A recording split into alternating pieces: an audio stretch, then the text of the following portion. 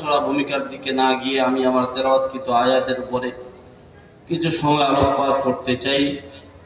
আল্লাহ পাক আমাদের এই বসাকে, আমাদের এই বলাকে, আমাদের এই একত্রিত হওয়াকে যেন দুনিয়ার কোনো আরাম আয়েশ বাদ দিয়ে যারা আমরা সমবেত হয়ে গেছি, দুনিয়ার কোনো ভোগ বিলাসের জন্য না, যশ খ্যাতির জন্য না, একমাত্র শুধুমাত্র কার সন্তুষ্টির জন্য? কোনো সন্দেহ আছে? না রাজনৈতিক সমাবেশ হবে এখানে? আল্লাহ পাকের ইজ্জত, আল্লাহ পাকের বড়ত্বের কথা শুনবার জন্য, নিজেদের ব্যক্তি জীবনে ঈমানকে যেন তাজা করতে পারে সেজন্য একত্রিত হওয়া, ঠিক কিনা বলেন? কালামে হাকিমের মধ্যে আল্লাহ পাক তাই বলেন যে মানুষ যখন ঈমানের কথাগুলো শুনে, মুমিন বান্দার দিলের মধ্যে আল্লাহর বড়ত্বের কথা আসলে, আল্লাহ পাকের কথা আসলে দিলটা বিগলিত হয়ে যায়, ভীত সন্ত্রস্ত হয়ে যায়। আল্লাহর আয়াত শুনলে তার ঈমান বেড়ে যায়। কার কথা? সূরা আনফালের মধ্যে আল্লাহ পাক বলেন, ইন্নামাল মুমিনুনা আল্লাযীনা ইযা যুকিরাল্লাহু ওয়াজিলাত কুলুবুহুম ওয়া ইযা তুলিয়াত আলাইহিম আয়াতুহু যাদাতহুম ঈমানা। মুমিন বান্দার সামনে যখন আল্লাহ পাকের স্মরণ করা হয়, ওয়াজিলাত কুলুবুহুম, তার অন্তরটা বিগলিত হয়ে যায়। ওয়া ইযা তুলিয়াত আলাইহিম আয়াতুহু যাদাতহুম ঈমানা, আল্লাহ পাকের আয়াত যখন তেলাওয়াত করা হয় বান্দার ঈমান বেড়ে যায়। আল্লাহ বলেন যে বান্দার ঈমান বেড়ে যায় ওই বান্দাটা আল্লাহর প্রতি ভরসাশীল হয়ে যায়। وَإِذَا تُلِيَتْ عَلَيْهِمْ آيَاتُهُ زَادَتْهُمْ إِيمَانًا وَعَلَى رَبِّهِمْ يَتَوَكَّلُونَ। আল্লাহু আকবার বলেন। আল্লাহ বলেন যার দিলের মধ্যে আল্লাহ পাকের স্মরণ এসে যায়, ওই বান্দার দিন যখন বিগলিত হয়, আল্লাহর ভয়ে কম্পিত হয়ে যায়, আল্লাহর আয়াত শুনলে পরে যার ঈমান বেড়ে যায়, ওই বান্দাটা আল্লাহর প্রতি নির্ভরশীল হয়ে যায়। ওয়া আলা রাব্বিহিম ইয়াতাওয়াক্কালুন, আল্লাহ বলেন এই বান্দা আল্লাহর প্রতি নির্ভরশীল হয়ে যায়, যে আল্লাহর প্রতি ভরসাশীল হয়ে যায়, ওই বান্দাটার নামাজ ছাড়ে না, ওই বান্দাটা আল্লাহ পাকের হুকুমের সামনে ফরমাবরদার হয়ে যায়। আল্লাযীনা ইউকিমুনাস সালাহ, নামাজ কায়েমকারী হয়ে যায়। ওয়া আলা আল্লাযীনা ইউকিমুনাস সালাতা ওয়া মিম্মা রাযাকনাহুম ইউনফিকুন, আল্লাহ পাক যে হালাল রিজিক দেয় ওই রিজিকটা আল্লাহর রাহে খরচ করে। সুবহানাল্লাহ বলেন। পাঁচটা গুণ এই আয়াতের মধ্যে বলেছেন, যদিও এগুলো আলোচনা আমার মূল বিষয়বস্তু না, যেহেতু আল্লাহর বড়ত্বের কথা শুনবার জন্য আমরা বসে যাই। নিয়ত যদি খালেস হয়, দেখা যায় বেনামাজি ওয়াজ মাহফিল শোনার পরে, আল্লাহ পাকের বড়ত্বের কথা শোনার পরে, রাসূলের মুহাব্বতের কথা শোনার পরে, ঈমান দীপ্ত কথা শোনার পরে চোখ দিয়া টপ টপ করে পানি পড়ে, ওয়াদা অঙ্গীকার করে যায় আর নামাজ ছাড়বে না। এই মজলিসের মধ্যে, এই মাহফিলের মধ্যে একজন যুবক যদি এমন হয়, একজন মুরব্বী বাবাও যদি এমন হয়, পর্দার আড়ালের একজন মাও যদি এই কথা নিয়ত করে ফেলে, ইসলামের বাহিরে যত চলেছি, ভুল করেছে, আর পেছনের জীবনের যা গুনাহ করেছি, ও মাওলা তোমার কাছে ক্ষমা চাই, তোমার কাছে মাফি চাই, আজ থেকে ইসলামের বাহিরে চলবো না, আজ থেকে আর নামাজ কাজা করব না, তাহলে এই মাহফিলটা সাকসেস এবং সফল কাম, ঠিক কিনা বলেন? আল্লাহ পাক বলেন পাঁচটা গুণ যার মধ্যে এসে যায় তার জন্য আল্লাহ পাকের পক্ষ থেকে ঘোষণা, উলাইকা হুমুল মুমিনুনা হাক্কান, এরা খাঁটি মুমিন। আল্লাহ বলেন লাহুম দারাজাতুন ইনদা রাব্বিহিম ওয়া মাগফিরাতুন ওয়া রিজকুন কারীম। আল্লাহু আকবার। আল্লাহ পাক বলেন এরা খাঁটি মুমিন, যারা খাঁটি মুমিন হয়ে যায়, নির্ভেজাল মুমিন হয়ে যায়, তাদের জন্য আমার পক্ষ থেকে পুরস্কারের ঘোষণা। লাহুম দারাজাতুন ইনদা রাব্বিহিম ওয়া মাগফিরা, আল্লাহর পক্ষ থেকে মর্যাদার ঘোষণা এবং ক্ষমার ঘোষণা। ওয়া রিজকুন কারীম, সম্মানিত রিজিকের ঘোষণা। বলুন সুবহানাল্লাহ। তাই বলি মজলিসগুলো দামি মজলিস, এই মাহফিলগুলো দামি মজলিস, দামি মাহফিল। যে মাহফিল থেকে ঈমান তাজা হয়, আমাদের বসে যাওয়াটা যদি নির্বেজাল ভাবে, খাঁটি ভাবে আল্লাহর সন্তুষ্টির জন্য হয়ে যায়, এতটুকু সময় ব্যয় করা আল্লাহর রাস্তায় হতে পারে এক জাররা। এই সময়টা আমার আমলনামার মধ্যে জান্নাতে যাওয়ার ওসিলা হতে পারে। বলুন সুবহানাল্লাহ। মুআজ্জাজ হাজিরিন, আমি খুতবায় আয়াত তেলাওয়াত করেছি। আল্লাহ বলেন ওয়া কাদা রাব্বুকা আল্লা তা'বুদু ইল্লা ইয়্যা। আল্লাহ পাক নিজের হকের ঘোষণা দিচ্ছেন। দুনিয়ায় বাবা তার হক চায়, মা সন্তান থেকে তার হক চায়, সন্তান বাবা মা থেকে হক চায়, বাবা মা সন্তান থেকে হক চায়, স্বামী স্ত্রী থেকে তার অধিকার চায়, স্ত্রী স্বামী থেকে তার অধিকার চায়, মুনিব তার কর্মচারী থেকে, মালিক তার কর্মচারী থেকে তার অধিকার চায়, শ্রমিক মালিক থেকে তার অধিকার চায়, রাষ্ট্রনায়ক তার অধীনের লোকদের থেকে তার অধিকার চায়, আর জনগণ রাষ্ট্রের কাছে তার অধিকার চায়। ঠিক কিনা বলেন? আল্লাহ পাক বলেন ও বান্দা, দুনিয়ায় তোকে কত মায়া করে আমি সৃষ্টি করেছি, কত মমতা করে আমি তোকে সৃষ্টি করেছি। বান্দা একটু খেয়াল করে শোনো, তোমার সৃষ্টির পেছনে আমি আল্লাহ পাকের কত মায়া। মালাইকার দলেরা, ফেরেশতারা ওযর করেছিল, আমি বলেছি ইন্নী আ'লামু মা লা তা'লামুন।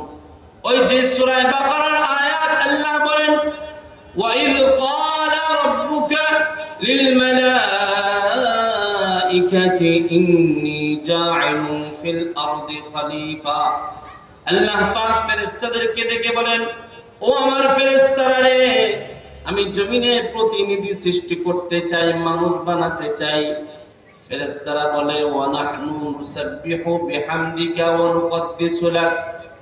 আল্লাহ পাকের কাছে তারা বলে ওগো আল্লাহ, আপনি জমিনে এমন প্রতিনিধি বানাতে চান মাইয়ুফসিদু ফিহা ওয়া ইয়াসফিকুদ দিমা।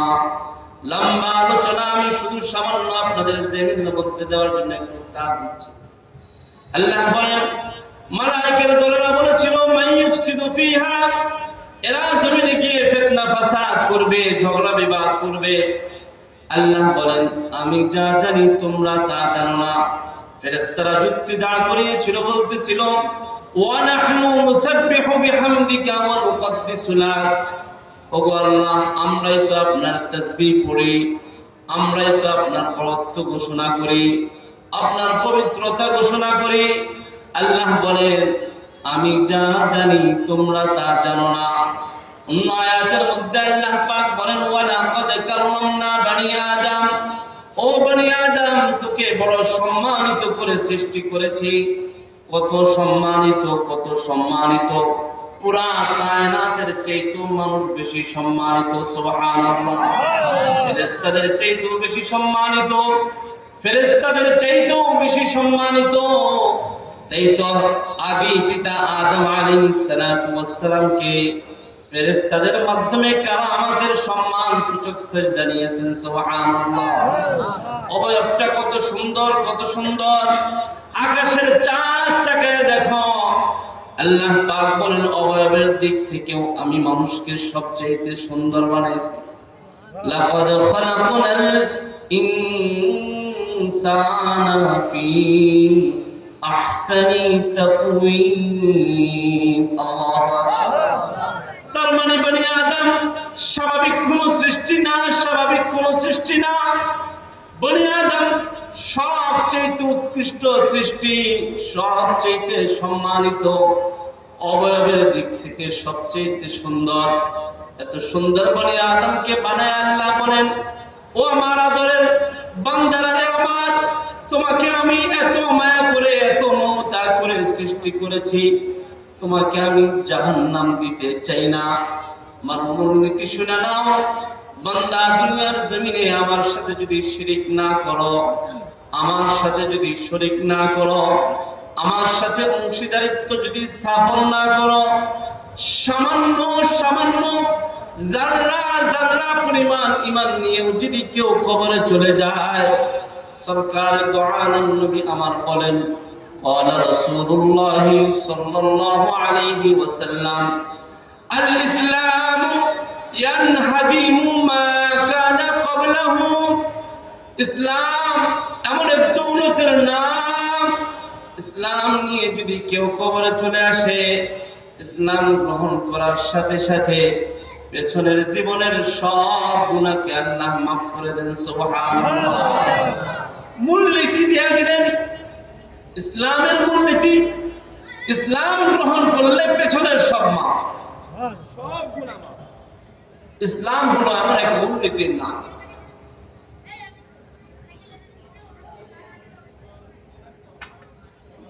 আল্লাহ পাকের ঘোষণা, আল্লাহ বলেন আমার হকের ব্যাপারে বড় সজাগ থাকতে হবে। ইসলাম যারা পরিমাণ ঈমান নিয়ে কবরে গেলে মাফ, কিন্তু মূলনীতি আছে, যারা পরিমাণ শিরিক নিয়েও যাওয়া যাবে না, যারা পরিমাণ শিরিক নিয়েও যাওয়া যাবে না। স্বামী স্ত্রীকে যত বেশি মহাব্বত করুক না কেন, যত ভালোবাসুক না কেন, যত আদর স্নেহ করুক না কেন, স্ত্রী যদি স্বামী ছাড়া অন্য কারোর সাথে সম্পর্ক রাখে, অন্য কারোর সাথে যোগাযোগ রাখে, পরকিয়া করে, এই স্বামী যদি সম্ভ্রান্ত হয়, আত্মমর্যাদাশীল হয়, মানবে? কি বলেন আপনারা? আপনাদের এলাকায় মানবে? দুনিয়ার এই ক্ষণস্থায়ী সম্পর্কের কারণে অধিকার বঞ্চিত করলে নিজের স্বামী যদি না মানে, আহকামুল হাকিমিন রবের সাথে তুলনা হয় না, উদাহরণ যায় না। তথাপি তারপরও আল্লাহ পাক সৃষ্টি করেছেন। আল্লাহ বলেন, ও বান্দা, নামাজ পড়ো নাই, চাইলে আমি ক্ষমা করে দিতে পারি। রোজা রাখো নাই, আমার হক চাইলে আমি ক্ষমা করে দিতে পারি। হজ ফরজ হজ আদায় করো নাই, চাইলে আমি ক্ষমা করে দিতে পারি। দুনিয়ার জমিনের ফরজ বিধানগুলো আদায় করো নাই, ওয়াজিব বিধান আদায় করো নাই, চাইলে আমি ক্ষমা করে দিতে পারি। আমার মূল নীতি শুনে নাও, আমার সাথে যদি শিরিক করো, কোনো ক্ষমা নাই, কোনো ক্ষমা নাই। আল্লাহ বলেন, ইন্নাল্লাহা লা ইয়াগফিরু আন ইউশরাকা বিহি ওয়া ইয়াগফিরু মা দুনা যালিকা লিমান ইয়াশা। আল্লাহ পাক চাইলে শিরিক ছাড়া সব গুনাহ ক্ষমা করে দিতে পারেন, কিন্তু শিরিকের গুনাহ নিয়ে যদি কেউ কবরে যায়, কোনো ক্ষমা নাই। মূলনীতিটা কিন্তু ঠিকই আছে, কোনো ক্ষমা নাই। উদাহরণ, কোরআন হাদিসের নির্যাস তালাশ করলে দেখা যায় রবের এই মূলনীতি কিয়ামত পর্যন্ত বলবৎ থাকবে। কথার কারণে শিরিক করা যাবে না, মূলনীতি কথার কারণে শিরিক করা যাবে না, কাজের কারণে শিরিক করা যাবে না। যদি শিরিক করে তাহলে সমস্ত আমল বরবাদ হয়ে যাবে। শিরকের গুনাহ বড় মারাত্মক গুনাহ। তাই আল্লাহ বলেন, ওয়া কাদা রাব্বুকা আল্লা তা'বুদু ইল্লা ইয়্যা।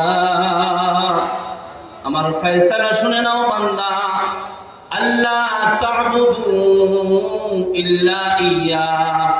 আল্লাহ পাক তার হাবিবকে শোনাচ্ছেন, ওয়া কাদা রাব্বুকা আল্লা তা'বুদু ইল্লা ইয়্যা। ও হাবিব, আপনার রবের ফয়সালা শুনেন, আপনি উম্মতকেও বাতায়া দেন, আল্লাহ তা'বুদু ইল্লা ইয়্যা, আল্লাহ ছাড়া আর কারো ইবাদত করা যাবে না, আল্লাহ ছাড়া আর কারো কাছে রিজিক চাওয়া যাবে না, আল্লাহ ছাড়া আর কারো কাছে সন্তান চাওয়া যাবে না। ঠিক কিনা বলেন? আমাদের সমাজের মানুষ আল্লাহর কাছেও চায়, আবার খাজার কাছে গিয়েও সন্তান চায়, ঠিক কিনা? মাজারে গিয়েও সন্তান চায় কিনা? মা বোনেরা পীরের কাছে গিয়া সন্তান চায়, ভণ্ড বাবার কাছে গিয়া সন্তান চায়। শিরিক কবিরা গুনাহ। এইরকম মন নিজের দিলের মধ্যে মন মানসিকতাও যদি এমন রাখে আমার আল্লাহও সন্তান দিতে পারে, বাবাও দিতে পারে, তাও শিরিক। শিরিকের গুনাহ বড় মারাত্মক গুনাহ। আল্লাহ পাক শিরিকের গুনার কারণে যদি অপরাধী হয়, নবীর বাবা হলেও ক্ষমা নাই, নবীর চাচা হলেও ক্ষমা নাই, নবীর সন্তান হলেও ক্ষমা নাই, নবীর স্ত্রীও হলেও ক্ষমা নাই। বলবেন হুজুর বানায় বানায় বলতেছেন, না না, বানানো কথা না। ইসলামের মূলনীতি তাকায় দেখেন। হযরত ইব্রাহিম খলিলুল্লাহ, আল্লাহ পাকের খলিল, বাবা আজার কি পূজক? কথা বলে না, বুঝেন নাই? মূর্তি পূজক। কি পূজক? আমাদের দেশটারে মূর্তির আড্ডাখানা বানায় ফেলছিল, ঠিক কিনা বলেন? বুঝতেছেন কথা থেকে কোথায় যায়? ইব্রাহিমের বাবা আজার মূর্তি পূজক, আল্লাহর খলিল, আল্লাহর বন্ধু। যে বন্ধুকে অগ্নিকুণ্ডে ফেলেছেন নমরুদ, আল্লাহ বলেন কুলনা ইয়া নারু কুনি বারদাও ওয়া সালামান আলা ইব্রাহিম। আগুন ঠান্ডা হও, এমন ঠান্ডা না যে আমার ইব্রাহিমের কষ্ট হয়। ইব্রাহিমের সাথে এত সম্পর্ক, এত সম্পর্ক, আগুন দুনিয়া জ্বালায় দেয়, ইব্রাহিমের একটা পশম জ্বালাইতে পারলো না। সুবহানাল্লাহ। ওই ইব্রাহিমের বাবার ক্ষমা নাই। নূহ আলাইহিস সালাতু ওয়াস সালামের সন্তান কানান শিরকের অপরাধী, ক্ষমা নাই। নূহ আলাইহিস সালাতু ওয়াস সালামের স্ত্রী শিরকের অপরাধী, ক্ষমা নাই। লূত আলাইহিস সালাতু ওয়াস সালামের স্ত্রী শিরকের অপরাধী, ক্ষমা নাই। আল্লাহর হাবিবের চাচা আবু তালেব, আবু লাহাব, আরো যারা আছে শিরক করেছে, তাদেরও ক্ষমা নাই।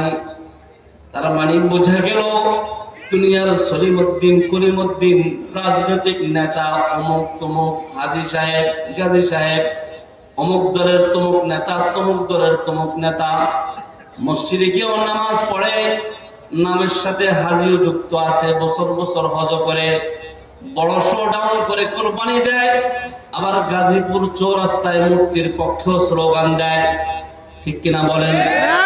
কি হয়ে যাবে? শিরিক হয়ে যাবে। শিরিকের বিপক্ষে উলামায়ে কেরাম কথা বলেছে। বাবার মূর্তি দ্বারা সারা দেশটা সয়লাভ করেন না, রাষ্ট্রীয় হাজার হাজার কোটি টাকা খরচ করে বাবার মূর্তি স্থাপন করেছে। উলামায়ে কেরাম কথা বলেছে, প্রতিবাদ করেছে। ব্যক্তির প্রতিবাদ না, উম্মতকে শিরিক থেকে বাঁচানোর জন্য কথা বুঝতেছেন কিনা? অপরাধী কি হয়েছে? কোন ইমামের চাকরি গিয়েছে, খতিবের চাকরি গিয়েছে, মাহফিলের মঞ্চ থেকে মাইক সরায় নিছে, আলেমকে মারতে আসছে, গুম করেছে, হত্যা করেছে, বহু আলেমকে নিরুদ্দেশ করে ফেলেছে, পরিবার তার লাশও খুঁজে পায় নাই। জুলুম করেছে, কি পরিমাণ জুলুম! মূর্তির বিরুদ্ধে বলার কারণে আলেমদেরকে টর্চার সেলের মধ্যে নিয়ে, আয়না করে নিয়ে নির্যাতন করেছে, উলঙ্গ করে নির্যাতন করেছে। আর জালেমরা বলেছিল, কিরে মৌলবীর দল, তোদের বদদোয়া নাকি কাজে লাগে? কই 16 বছর হয়ে গেছে গা, দেখতে দেখতে 15 বছর, মানুষ বাঁচে কয় বছর? তাচ্ছিল্য করে কথা বলেছে। দোয়া কবুল হয়েছে কি হয় নাই? ও মুসলমান, মুসলমানের সন্তান নামাজ পড়ে না, ঠিক আছে, রোজা ছেড়ে দেয়, ঠিক আছে, হজের ব্যাপারে তার বিলম্ব হয়ে যায়, ঠিক আছে, কিন্তু মূর্তি যে শিরিক, এটা এমন বোঝা বুঝছে। ওই যে 5 তারিখের দিকে তাকায়া দেখো, সারা বাংলাদেশের হাজার হাজার কোটি টাকা খরচ করে, কারো বাপের টাকা না, কারো বাপের টাকা না, রাষ্ট্রীয় টাকা খরচ করে যে মূর্তিকে প্রতিষ্ঠা করার ফিকির আর মিশনে নেমেছিল, আল্লাহ পাক বাংলাদেশের জনগণের দিনের মধ্যে আল্লাহর বড়ত্বের স্পৃহা এমন দিয়েছে, পাগড়ি পরে, জুব্বা পরে, টুপি পরে মূর্তিকে নামানো লাগে নাই। বাংলার দামাল ছেলেরা 24 ঘন্টার মধ্যে সব মূর্তিকে মাটির সাথে দশায় দিয়েছে, ঠিক কিনা বলে? নারে তাকবীর, নারে তাকবীর। আল কোরআনের আলো, আল হাদিসের আলো। স্লোগান এখন এমনি হবে, আল কোরআনের আলো। ঘরে ঘরে তো জ্বলবে ইনশাআল্লাহ। এবার স্লোগান হবে, আল কোরআনের আলো সংসদে জ্বালো, ঠিক কিনা বলেন মুসলমান? সংসদে জ্বালো। ও মুসলমান, ডান বাম বহু দেখেছেন। আমি রাজনৈতিক কোনো বক্তব্য দিতেও পছন্দ করি না, রাজনীতি করিও না। তবে মুসলমানের একথা বিশ্বাস রাখতে হবে, পার্লামেন্টের মতো পবিত্র জায়গা বলা হয়েছে না, যদি পবিত্র জায়গা হয় সেখানে নর্তকী, ক্যাসিনো সম্রাট, মদ্যপদের আড্ডাখানা যদি হয়, কোরআনের দ্বারক বাহকদের আস্তানা সেখানে হবে না কেন?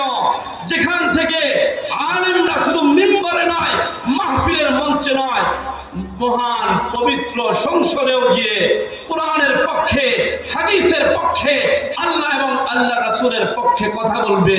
মুসলমান এমন সংসদ দেখতে চায়, ঠিক কিনা বলে? বলি না সরকার গঠন করতে হবে ওলামায়ে কেরামদের, সময় আসলে তখন দেখা যাবে। মুসলমানের স্বপ্ন লালন করতে হবে। মদের বিরুদ্ধে আইন, মদের আইন পাস হয়, হারাম কোন আইন পাস হয়, ওই বোবারা মুখে গ্রুপ দিয়ে বসে থাকবে। যদি কোরআন ওয়ালারা, ইসলামী মনারা, হাদিস ওয়ালারা যদি সেই সংসদে থাকে, যদি এমন হয় 100 আসন থেকে যে আমরা এই আইন বাতিল চাই, এটা চাই না, এটা মুসলমানের রাষ্ট্র হওয়ার পরিচয় বহন করে, ঠিক কিনা বলেন? মুআজ্জাজ হাজিরিন, এটা আমার 1 নম্বর কথা। আল্লাহ তা'বুদু ইল্লা ইল্লাহ, আল্লাহ ছাড়া আর কারোর সাথে শরীক করা যাবে না। কারো কাছে সন্তান চাওয়া যাবে না, কারো কাছে রিজিক চাওয়া যাবে না, আল্লাহর কাছে চাবো। ওয়াসায়ে ব্যবসা হতে পারে, মাধ্যম কৃষিকাজ হতে পারে, মাধ্যম চাকরি হতে পারে, আমার সব কিছুর ফয়সালা কে দেন? মুসলমানের এই ব্যাপারে কোনো সন্দেহের কোনো অবকাশ থাকলে কি আছে? ঈমানও নাই। 1 নম্বর কথা। 2 নম্বর, আল্লাহর বড়ত্বের কথা যদি মুমিনের বান্দার দিলের মধ্যে বসে যায়, তো তার রাসূলের সাথে, যদি আমার আয়াতের সাথে এটা সংশ্লিষ্ট না, কিন্তু আলোচনার সাথে যুক্ত করে দিচ্ছি, এই জন্যে নবীর সাথে তার মহাব্বতটা সর্বোচ্চ জায়গায় থাকতে হবে। যারা দল করেন তাদেরকে বলছি, আমাকে বলছি, আমার বাবার চাইতে, আমার মায়ের চাইতে, আমার সন্তান সন্ততির চাইতে, আমার ব্যবসা প্রতিষ্ঠানের চাইতে, আমার গাড়ি বাড়ির চাইতে সর্বোচ্চ আসনে আমার নবীর মহব্বত থাকতে হবে। ও যুবক, তোমাকেই বলি, এই যে খেলা শুরু হয় ফুটবল আর ক্রিকেট, দেখবেন যুবকেরা জার্সি পরে মসজিদে চলে যায়। কিছু মুসলমানের জার্সি, কিছু অমুসলমানের জার্সি। শুধু জার্সি না, ও মুসলমান, কথাগুলো দিলের কান দিয়ে শোনার জন্য বলি, কথাগুলো দিলের কান দিয়ে শোনার জন্য বলি। শুধু জার্সি না, পুরা বাড়ি পতাকার রঙে রঙিন করে, এলাকা পুরা রঙিন করে, পুরা পতাকার রঙে রঙিন করে। কোথাকার হাজার হাজার মাইল দূরের রাষ্ট্র চিনে না মুসলমানদেরকে, চিনে না বাংলাদেশের মানুষকে।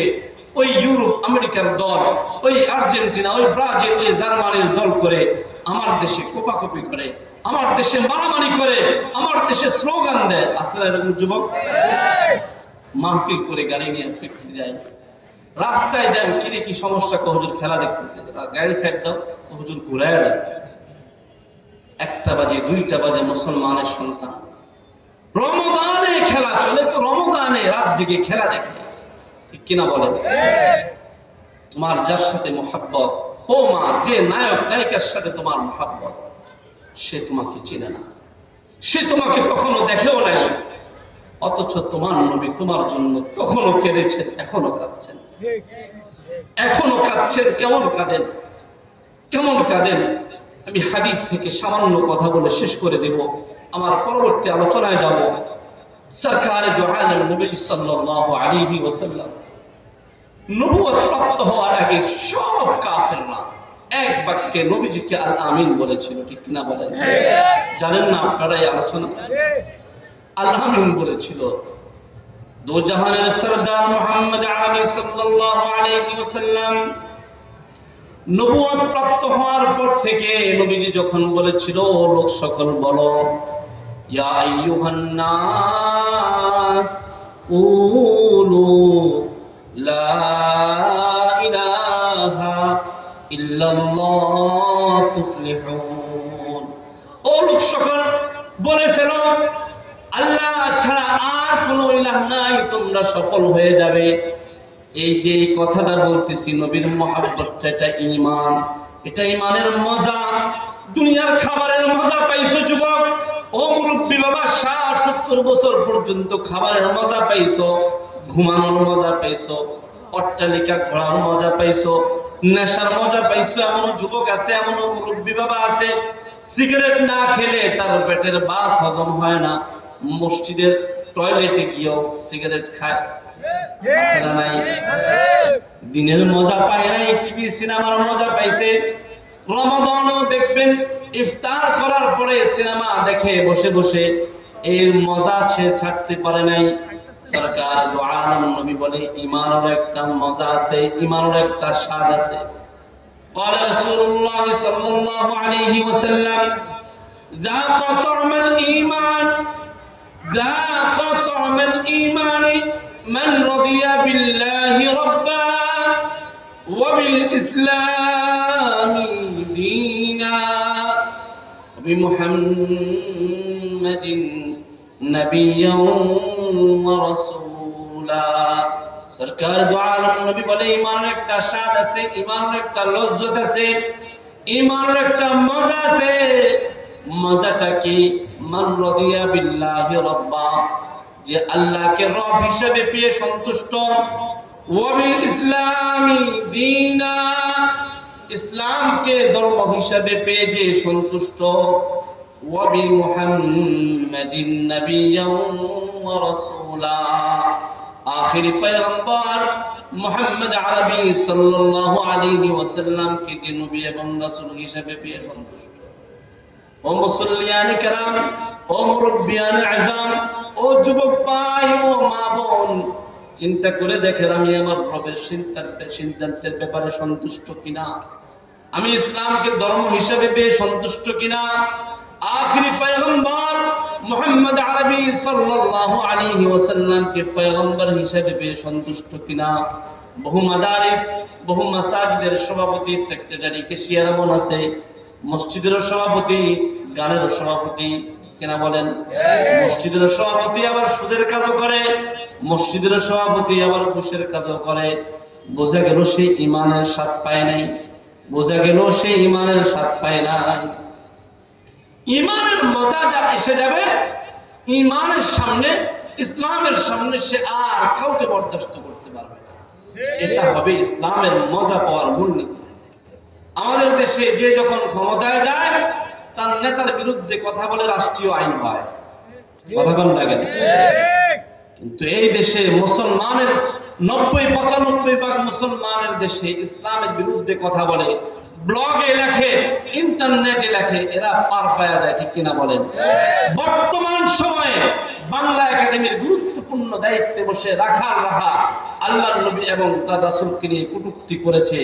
দুঃসাহস কিভাবে দেখায় যারা বলে বাক স্বাধীনতা।